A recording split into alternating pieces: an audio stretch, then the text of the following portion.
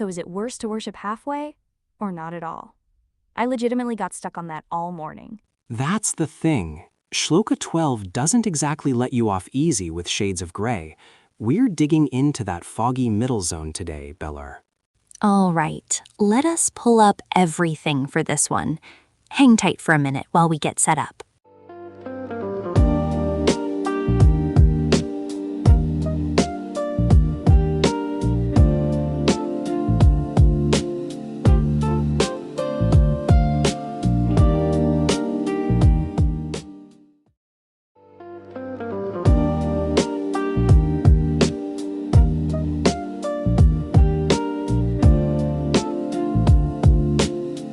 So, we've journeyed through the balance of knowledge and ignorance, vidya and avidya, in the last couple of shlokas.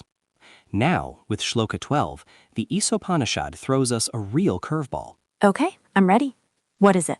It essentially says that certain forms of worship lead you into gloomy darkness, and other, seemingly more advanced forms, lead you into even greater darkness. It's a paradox. Wait, worship leads to darkness? I thought worship was the whole point. How can a supposedly higher path lead to worse darkness? That feels backwards. Exactly, and untangling that is our goal today.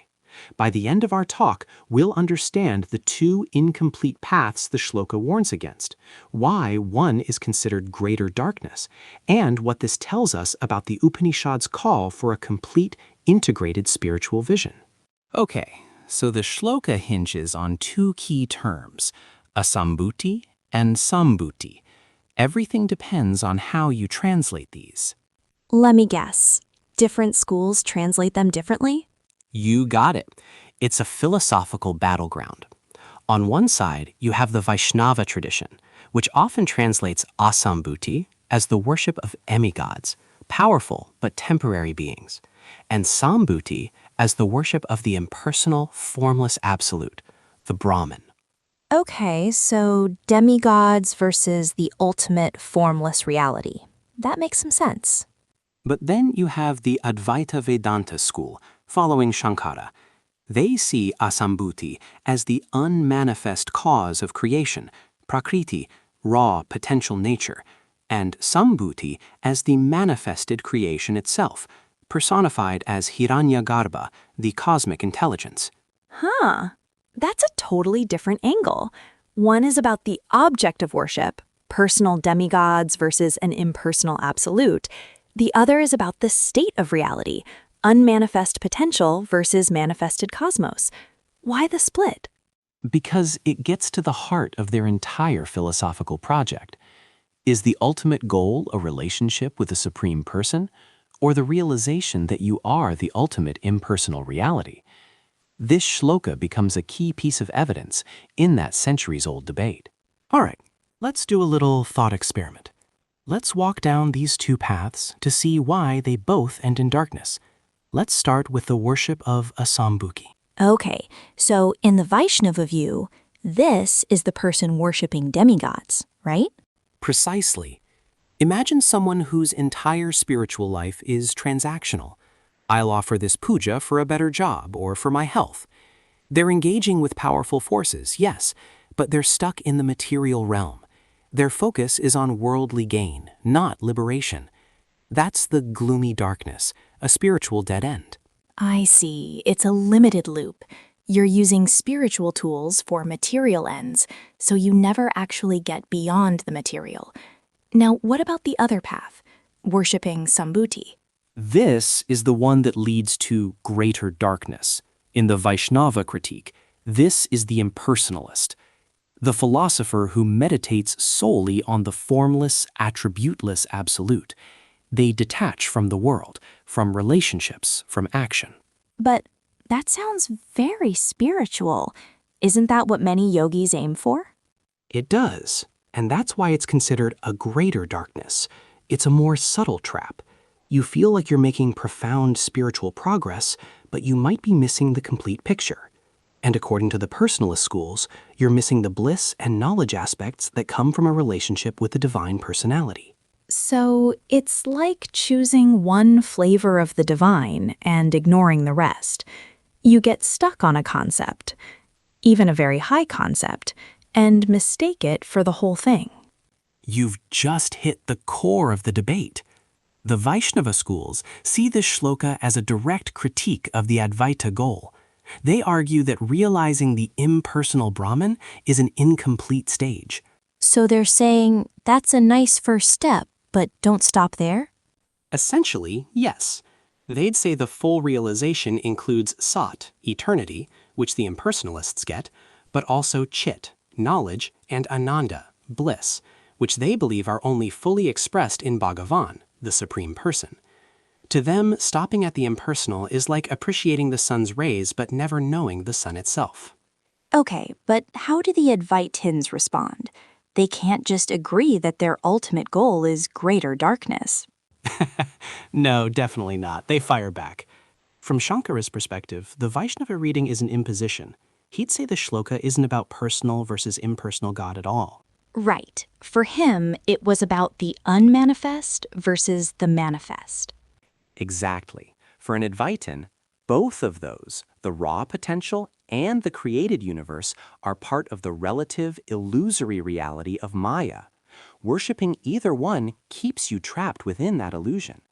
The goal is to transcend both, to realize your identity with the Nirguna Brahman, the reality beyond all attributes. Wow. So one tradition uses this verse to champion the personal God over the impersonal absolute, and the other uses it to say you have to go beyond both manifest and unmanifest reality to find the truth. They're reading the same words to mean almost opposite things. It's a perfect example of how worldview shapes interpretation. But let's get back to that troubling phrase, greater darkness. Regardless of the interpretation, why is the seemingly more abstract, more advanced path considered worse? Yeah, that's still the part that gets me. The person worshipping demigods for a new car is clearly on a limited path. But the person contemplating the nature of the absolute, that feels closer to the mark. Think about the psychology of it. The person asking for a new car knows they are a limited being asking a greater power for a favor. There's an inherent humility, or at least a clear sense of separation. They aren't under the illusion that they've achieved ultimate reality. Ah, okay. And the impersonalist or the philosopher? They are in danger of a much greater pitfall, spiritual ego. They might believe their intellectual grasp of the absolute means they've arrived. They can become so attached to their non-attachment, so sure of their formless realization, that they close themselves off to any further truth. Oh, I see it now. The greater darkness isn't about the subject of worship. It's about the self-deception. It's the darkness of thinking you're standing in the full light, when you're actually just in a well-lit room with no windows. You've mistaken the room for the whole world. That's a perfect analogy. The danger of any partial path is that it can masquerade as the complete one, and that's why the Isopanishad, as we saw in Shloka 11, is so relentlessly focused on integration. So when we pull it all together, what is Shloka 12 really telling us? That any path that is one-sided, that focuses on one aspect of reality to the exclusion of others, is a trap. Whether it's the material or the purely abstract, the manifest or the unmanifest, if you cling to just one piece, you miss the whole. Exactly. It's not a condemnation of worship. It's a condemnation of spiritual fundamentalism. It's a warning that what we attach our minds to ultimately shapes our destiny, and attaching to an incomplete idea, no matter how lofty, leads to an incomplete outcome, a form of darkness. So, what's the practical takeaway for someone on their own path? How do we avoid these dark alleys? It comes back to the spirit of the Isopanishad as a whole. Hold your beliefs with an open hand. Here's your practice for the week. Look at your own spiritual or philosophical framework. Ask yourself honestly, what might I be excluding? So, if I'm very action-oriented, maybe I need to explore stillness. If I'm very intellectual, maybe I need to explore devotion. You've got it. The shloka is a call for holistic vision. It pushes us to build a more complete, integrated understanding. And that's exactly what the next shloka, number 13, begins to resolve. It tells us what the ancient sages heard about the results of these different paths.